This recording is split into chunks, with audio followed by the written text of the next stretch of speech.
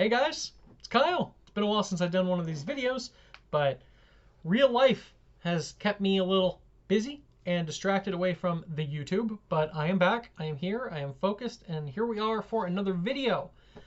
And yeah, you read the title, you know what this is about. I'm here to talk about Ghost of Tsushima.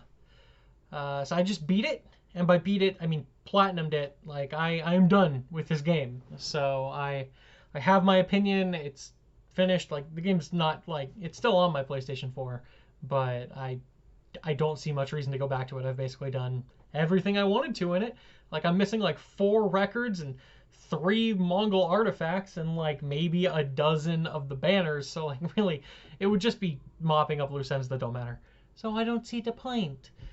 But what I do see the point of is I now, I feel like I can speak pretty expertly about this game and mostly my opinions about it. So this is going to be spoiler free. Basically, I'm just going to touch on the basic story plot, some gameplay stuff that doesn't dive too deep into things. But, I mean, if you don't want any spoilers at all, I don't know what to tell you. Like, play the game. But that's my overall thought. It's good. Play it. But I mean, like, I'm not gonna dive deep into any spoilers. I'm not gonna talk about the ending of the game. I'm not gonna talk about like big story beats or anything like that. So, and I'm not gonna do like a scripted review like I did for The Last of Us Part 2, mostly just because like I feel like I'm gonna be able to say everything I want to say here. Whereas like Last of Us Part 2 was so story based and so much of the controversy of the game was about the story that I felt like I needed to be able to make a separate video all about like it, where I could just, shoot my load, so to speak, about it without feeling like I have to hold back. But Ghost of Tsushima. So for anybody who doesn't know, and I don't know why you wouldn't know what this game is if you're watching this video, but hi, welcome, just in case for that 1 or 2 people. Ghost of Tsushima is the latest and seemingly last major Sony first-party PlayStation 4 exclusive before like the PS5 comes out that we're going to be getting. Just a quick month after Last of Us Part 2, so it's just like a nice 1-2 punch. 2 very different games that actually have a decent amount of similarities, but not in gameplay systems at all. But for those who don't know, yeah, it's by Sucker Punch. They made like the Infamous games. They made the Sly Cooper games before that. It's been a while since their last game. Basically, they released Infamous Second Son like right at the beginning of the PS4, and they bookended this console. It's a very nice little beautiful thing. But it is set in 1274 during the first Mongol invasion of Japan.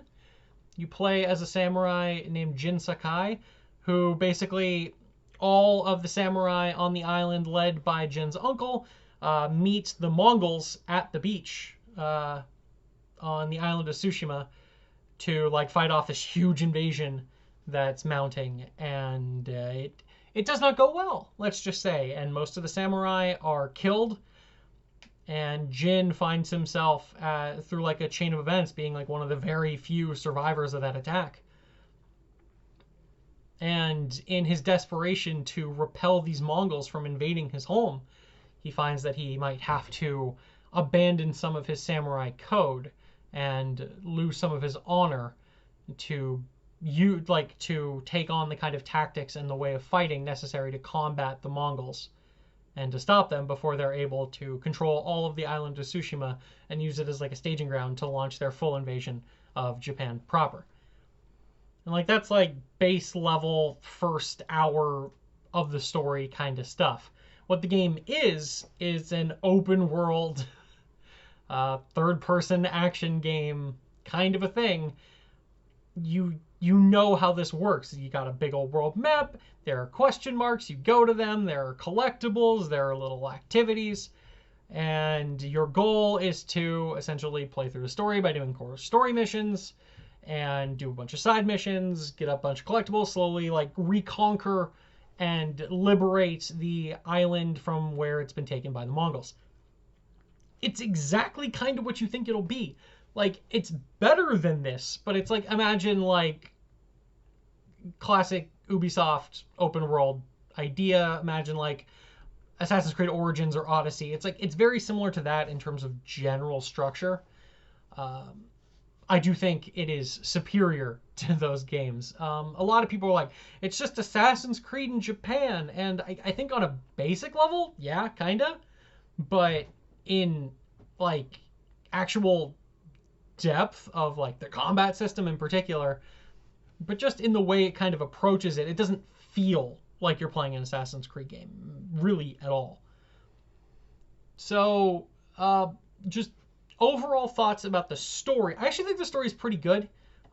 It's nothing crazy to write home about. It does a good job, basically, of taking your main character, Jin. He's very much an established character. Like, you'll occasionally make little dialogue choices, but like he has his arc. You aren't making choices. There isn't like a karma good bad system or anything like that. It's very much they are telling a story that just kind of, you watch Jin's progression of character from this young man who's basically been trained by his uncle in the arts of Bushido, of like being this honorable samurai who there's a way you do things, and this is how you lead, and this is how you fight, and honor is the most important thing.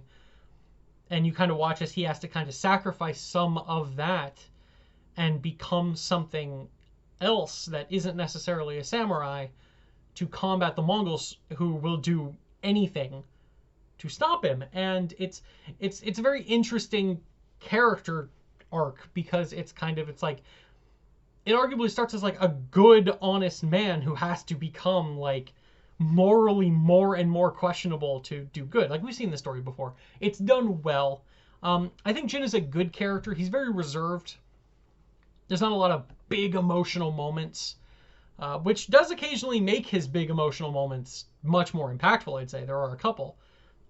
But, I mean, he's very much a reserved, proper person who doesn't like wear his emotions on his sleeve. And so I think on some levels it can be kind of hard to relate to him immediately. But there's actually a lot of depth to his character, and like his arc is well realized. I really like a lot of the supporting cast. I don't want to get too deep in on them to, not spoil the surprise of like who these people are and what they end up being, but there are a good number of major supporting characters, many of which kind of have their own mini story arcs through a series of side quests that you play through that are all pretty fun and pretty interesting, and I really enjoyed them. But like, I'll say something about the side quests in general in this game. I actually think they're pretty good. They're not straightforward by really, I mean, they're not complicated. But in terms of like the story of them, usually most of the side quests have the same deal. It's like you get a quest from somebody, you need to go somewhere, you need to fight some people, you need to come back. And I mean, that's it on a base level. But the stories, and usually you track somebody or like look for clues to try and like figure out what's going on or whatever. But I think the stories of these are actually pretty interesting because they all work towards the themes of the game. Because you find that almost all of these side quests end tragically in some way. Like, it's almost never like Jin comes in and he's able to save the day and get a happy ending. It's much more like, what terrible things are being done to the people of this island, and how can I get revenge for them, more than like, how can I save them? Because like a lot of the times you come too late to save people, or you can't save them from themselves. And it very much kind of instills like this very dour and like dark mood to the game, which it definitely tries. Like, this game is very serious. It does not play itself for laughs at all. Like, there are very small bits of humor, but really like there's nothing. Like, this is a drama. It is a serious story being told, and you're going on this journey, and there are not happy things happening almost ever. It does not commonly give our characters time to reflect and happily like be like, oh, okay, cool, this is a good thing. Like, there aren't a lot of wins. There are definitely wins, and there are definitely, crescendos and like good moments of things, but overall, like, the story is not, it's not depressing, but it is very much serious, and it takes its subject matter highly seriously, which I liked. Honestly, I liked that it wasn't like kind of tongue-in-cheek, because this, I mean, this is a real event that really happened. A lot of people really died, and it wants you to kind of feel like Jin, and it wants you to kind of be like, if I don't do something, this is going to keep happening, and if I don't stop this now, it's going to be happening to a lot more people. And I really, you know, latched onto that. What you're going to hear a lot from people are about two main things, which are two of the other things I want to touch on in this review, which is like the presentation and graphics and the combat system. I feel like the combat system is going to be a little bit easier to get into, so I'm going to talk about that first. The combat system in this game is really good. Like, I really like it. It's nothing crazy complicated. I feel like some people are like blowing it way out of proportion, where it's like, this is one of the best combat systems in video games. I'm like, it's solid. It's really good. I enjoy playing battles, but I don't know if it's like one of the best combat systems in gaming. Like that's like Devil May Cry Bayonetta stuff, not this. So I mean, it's nothing too overly complex. Square light attacks, triangle heavy attacks, circle dodge, X jump. You can map abilities to like, you can map like quick use items onto R1 that you can like use in combat, like kunai or other things you end up getting. You have like ranged weapons like, you know, half bows, long bows, throwable items you can get that you can kind of use in the middle of battle too. Eventually, throughout the story, you get like different upgrades and different abilities you can use in battle too that I don't really want to spoil. Certain side quests can unlock other abilities where like you can like do this like big attack that'll break through armor, like this dash attack that you can hit multiple people, that sort of stuff. But the meat and potatoes of the battle system is that you have 4 different stances that you go into, all of which are a direct counter to an enemy you are fighting. And it's super easy to switch them. You just hold R2 and press one of the face buttons. It's mapped to them. This feels good, honestly, in battle. It very much feels like you're being smart, you're being strategic. Each of these stances has different uses for like holding down triangle, like different attacks. Like your stone stance, which is good against swordmen. You do like a piercing attack that's good at breaking armor. Moon stance, which is good against brutes, does like big sweeping attacks. So even if you aren't specifically attacking brutes, it can be used to attack multiple enemies if you've gotten them like broken or downed. But a lot of the times it's going to be, okay, this enemy has a shield, so I'm going to use the anti-shield stance, then you're going to fight him. But what complicates this and doesn't make it just be like, okay, this guy's this, do this, that, and the other, is that you're commonly fighting, like, at least not in the beginning, but pretty quickly, you're commonly fighting large groups of enemies that are all using various different weapons. And so what it turns into is using a lot of your, like, ghost items, or like the faster items and like bombs and stuff, but also being able to know when to switch stances right in the middle of combos, in the middle of battle, to try and balance back and forth between all these different enemies. The combat is also kind of a little Arkham-ish in terms of there's not a specific lock-on. It's just, it'll go to whichever character like you're pointing your left stick at. It'll kind of like soft lock on onto them. There's not a hard lock on. I know some people don't like that, but I can't fathom playing this game with a hard lock on after like the first couple of hours. I don't think it would work, just for the game they built. But I always felt like combat was engaging. It was fun. There was always just enough going on that I never was able to really turn my brain off and just like mash a button. Like, as much as I did enjoy Assassin's Creed Odyssey, like, you kind of got into a system where like, I use this ability, I attack a bunch. It didn't work, I'll just wait for my ability to come back. Okay, cool. Like, every battle was the same thing. Whereas like, I felt in Ghost of Tsushima, I always needed to be thinking. I always needed to be actively engaged in the fights, even if they weren't super challenging. I will say I do recommend playing the game on hard mode. Normal mode was pretty easy for when I was playing it. I bumped it up to hard. It's still not a super hard game, but it's a lot more challenging, which makes you have to really think about all of the things you are doing. I appreciated that way more. Other than that, the only other thing, like the fun thing I want to touch on combat is showdowns. I thought this would get old, and it never did. So, because obviously, well, I mean, I don't know how obvious it is, but like generally the thing is you can either approach in the typical like samurai way, which is like walking up to a group, not be stealthy, just fight all the people, or you can do like the ghost way of doing it, where you're like sneaky and using traps and assassinating enemies and stuff and trying to whittle them down like that. I did that a little bit, just touching really quick. A lot of people aren't huge fans of the stealth system. I think it's totally serviceable. I don't think it's actually super exciting to play though. So that's part of its problem. It's not as engaging as just fighting enemies, which is why the farther I got into the game, the less I did stealth, to be honest. Whereas normally I think in a lot of games like this, it would be the opposite. And story-wise, it seems to suggest the opposite. I would definitely do stealth stuff and I would be sneaky, but like commonly I'd just be like, well, let's fight because this is more fun. But for people who want to play like a stealth game and be sneaky, like you're given enough tools to do it. There's just not a lot of, like, don't expect it to constantly be like, well, I'm always getting new ways of like being sneaky and always being new ways of approach things. Like you're given your kit expands a little bit, but it's more just about, okay, every time I go to a base, like here's these guys, here's this, what do I do? It's totally serviceable. It's fine. I had a good time with it, but like, yeah. But I think to counteract that, because like, obviously, I think the way a lot of these games kind of go, maybe not this, but like games where you can do some stealth, but like, so like Last of Us, let's touch on Last of Us. Last of Us for combat for me generally always was, I would sneak in, kill a couple enemies before I got caught, and then it would turn into a gunfight. Far Cry, whenever I'm taking out like enemy bases, kind of the same thing. It's like I try to be sneaky, I'd usually mess up at some point, and then we just go into battle. You could do that in Ghost of Tsushima, and usually when I tried to be sneaky, that's how it went.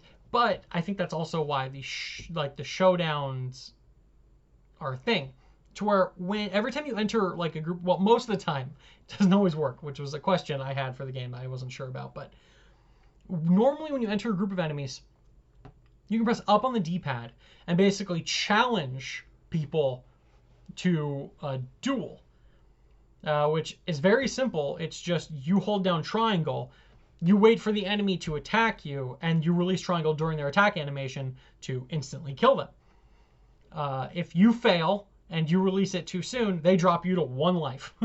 So you're like 1 hit away from death. And so it's very risk reward. I will say though, like if you fail to release triangle in time before you're hit, you're just hit by an attack. It's not like also drop to 1. So it's not like, I don't know. You don't want to release it too soon. Whereas releasing it too late can be like an annoyance. Whereas releasing it too soon is a problem. Like mashing the heal button, trying to like dodge away. But this works, I think, to help counteract like, oh, I can sneak in and kill a couple guys before we get into a fight. Or just challenge them. Because you can upgrade that ability to where you can start chaining it to be like, you'll duel one guy and then somebody will charge at you. You can kill him with another attack once he attacks and kill another one.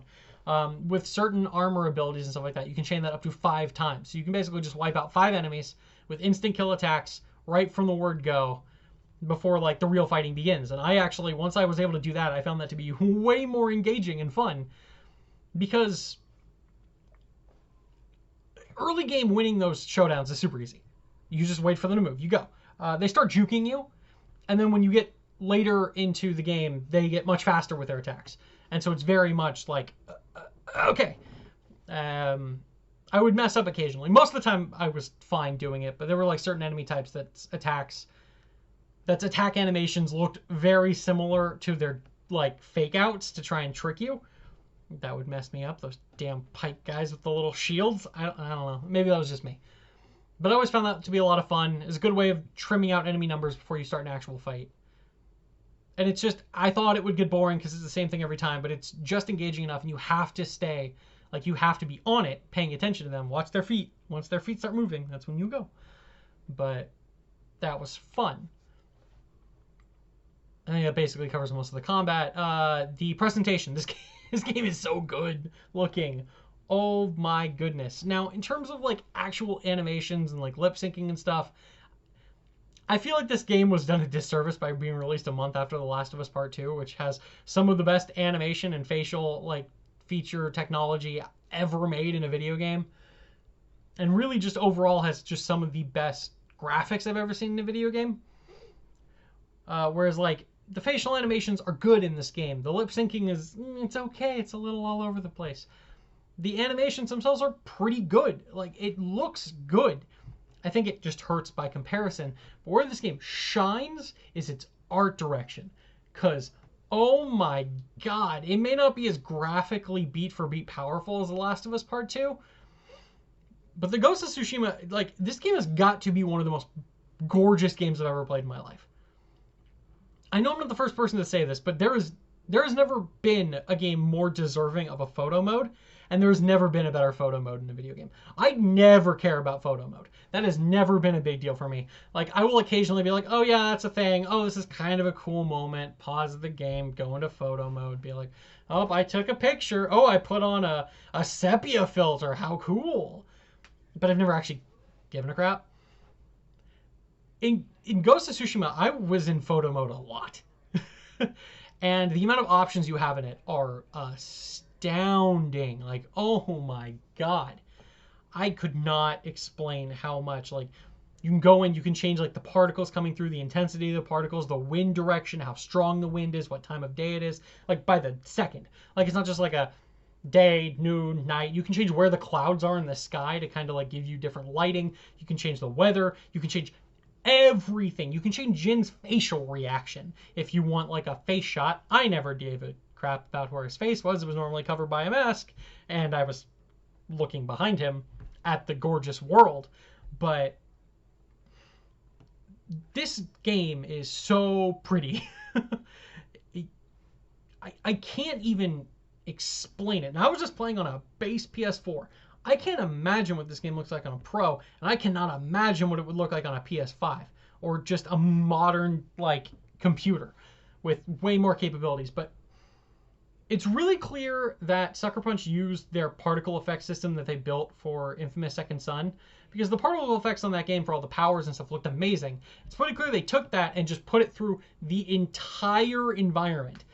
And so you're going through, everything's moving, all the grass is blowing, and it's not just like one samey animation. Like, all the grass seems to be individually animated, or at least they're doing really good trickery about it to where it's all like blowing in the wind, the trees are blowing, things are coming off the trees, dirt is being kicked up into the sky, into the air, and you're just like, this is amazing. All of that is tied into the fact that to kind of bring immersion into the game more. When you go into your map and you mark an objective that you want to go to, I mean, this has been talked about a lot, but I didn't think about how impactful it would be. When you mark somewhere on your map and you go back into the game, there's not a mini map, there's not a compass, there's not like an actual marker that you will see until you get very, very close to it, showing you where that is. Instead, the wind will blow towards where you need to go. And it's always doing this. Even like just the subtle wind effects are always like blowing towards where you are, like where you've targeted and where you want to be going next. Where they swipe up on the touchpad, because this game has so many damn buttons it uses that also all of the, like, all four directions to swipe on the touchpad have freaking options tied to them, even if they're not super significant, but you know, they're there. Swiping up on it gives a strong gust of wind to blow, and that just looks great. Just watching the world like shudder and move, and watching as people like get dust kicked up in the middle of fights, watching as you're walking through like a thing of leaves and they're just like going up around you. The game is an artistic masterpiece. And seriously, like, I've never felt more immersed in a game. And I think so much of that is by following that wind. I'm not looking up at a mini map in the corner. Like when I'm playing Witcher 3 and I'm going from place to place. That game is a gorgeously designed world, but I'm commonly just being like, okay, where am I going? And I'm just like using that to like map out. Like, it's easier and it's more convenient.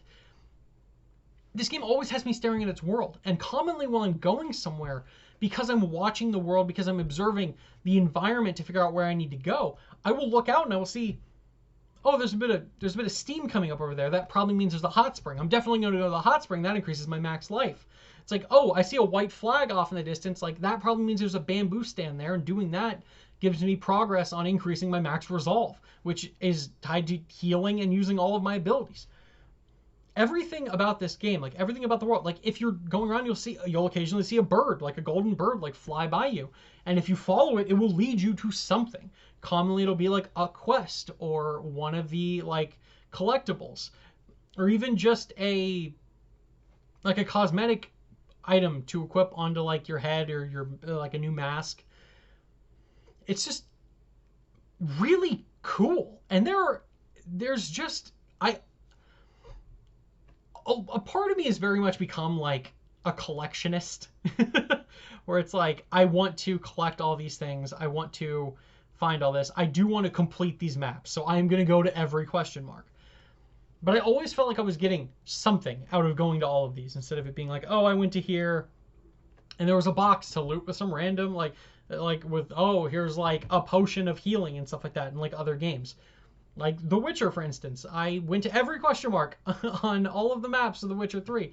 And that just broke me. Because so commonly I would go there and it's like, oh, here's a spot to fight some enemies and there's some loot. If you're lucky, there's like a piece of paper there that'll send you off on a small quest. It'll get you like another item. But so many of those were just like, and this is a group of enemies to fight. And I'm just like, oh, cool.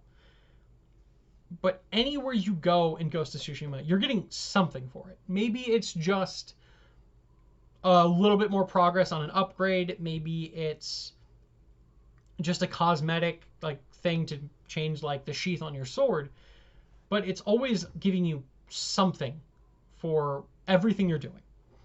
And a lot of that ties into the legend system, which is basically like your experience, to where like helping out people, doing quests increases like your legend, your reputation. As that goes up, you unlock skill points. When it fills up, you go up to a new tier, and commonly you'll be given like maybe it's like a new ghost tool in the beginning. Maybe it's like a new more resolve, more max health, all the way up until you get to be like the Ghost of Tsushima. But everything you do in this game contributes to growth. And I think that really helps feed into this loop. And it always made me eager to play. I technically finished this game yesterday, but it was late and I didn't want to record a video where I look like a zombie. Whereas like when I finished the Last of Us video, I looked like a freaking crackhead because I was up for so late playing that. But man, I have so much respect for this game, for what Sucker Punch did. Like I said, I really enjoyed the story. I love the moment-to-moment gameplay. I practically 100%ed this game within like 3 days of it coming out. I wasn't able to play a lot on Sunday, but basically like all day Friday, all day Saturday, a little bit on Sunday, and then most of the day yesterday was dedicated to just playing this game, and I didn't want to stop. And as soon as I beat it, I went back to finishing up all the little areas I had missed, and then I had to go online to look for a couple like hidden Bowie places for like the last couple trophies. If there's one trophy in this game that annoyed me, I can't imagine somebody just figuring it out. There's like, I guess kind of spoilers, but not really. It doesn't actually matter. One of the hidden trophies for this game is dress up like a famous thief. It's basically asking you to wear a set of armor and like sword kits and stuff that kind of sort of reminds you of Sly Cooper. But like looking at it, I'm like, I never would have figured that out in a million years. Like some of them, like, oh, the thief mask, okay. The thing that kind of has this cane for a headband, got it. Never would have guessed the armor made in a certain die set that you have to buy from a shop. Like, I'm like, never would have figured that out. Maybe that's just me. But that was like the one trophy I don't think I ever could have done without looking it up online. Because I'm like, oh, what now? But overall, the game, it's a lot of fun. It gets you a good amount of playtime out of it. Ignore me. I went ham on this game. If you stretch this out, I mean, I'd say it probably took me a good, probably like 35, 40 hours to platinum, which is a good length of a game. I'm not 100% certain on that, but I played the game a lot. I put a lot of time into it, and I wish there was more to it, which I think is the best compliment you can give a game. I just want to play more Ghost of Tsushima. And based on where it ends, I don't know what the sequel would be. I don't know if we're ever going to get a sequel to this game. And I don't think the story necessarily needs it. It tells a pretty complete story, and there are multiple endings, so I don't know how you would pick up, because like a choice you make towards the end of the game would have major ramifications on sequels. So I don't know. But it's a lot of fun. I really recommend you buy this game. To be fair, you probably already have if you're watching this video. Let's be honest. You probably already have in general. The game seems like it's selling pretty well, and that a lot of people are really enjoying it. And it does seem like the average person is enjoying it even more than critics, and critics are praising it pretty well too. It's a lot of like the 7 to 9s.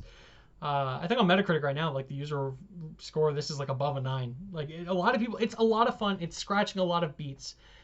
And I think for a lot of people that didn't enjoy The Last of Us Part 2, which I know there are a lot of you, I don't think this game does anything egregious that like The Last of Us Part 2 did that would piss people off. I think it's paced pretty well. I couldn't find any big like plot holes.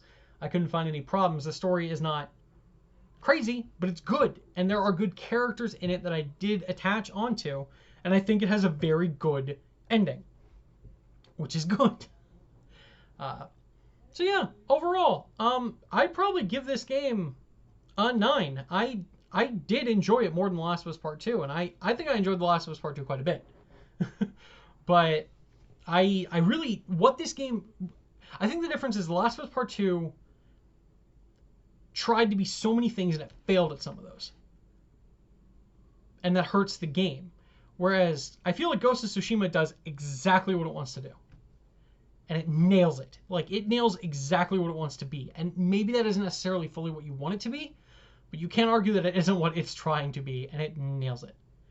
If you like open world games, if you like Japan stuff and like samurai, like ninjas, this is gonna really scratch those itches. It's a great open world game. It's a great swan song to the PlayStation 4, and I really recommend you play it. So yeah, those are my thoughts on Ghost of Tsushima. I don't really plan on doing any other videos for this game, but if you'd like, I could. I don't know. I don't care. But yeah, if you like this video, make sure to let me know in the comments. Share your experience about the game. I really like communicating with the community. I really like talking with you guys, even if it's just a quick comment. I do usually try and respond. There are a couple videos on the channel right now where I don't have the energy to respond to them, but I feel like this will be a bit more of a positive place if anybody watches this video. But if you watched all of this and got to here, thank you so much. Like it, do whatever you want. Really, I don't care. You watch the video. That's all I'm asking for. Thank you for participating in this video. Hopefully you'll check out other videos on our channel. We're having fun here at Zym Media, but we're in a bit of a transitional period where we're trying to figure some stuff out. So video content isn't just being burned out, which is probably nice, honestly. There's something like finding a new channel and just being like overloaded with content that you don't care about. We're just figuring stuff out. So thank you guys so much, and hopefully I'll be seeing you guys soon. Or actually, I guess technically you'll be seeing me. I hope I don't see you. Don't stalk me. Why would you? I don't matter. All right, talk to you guys soon, and hopefully enjoy the game. Bye.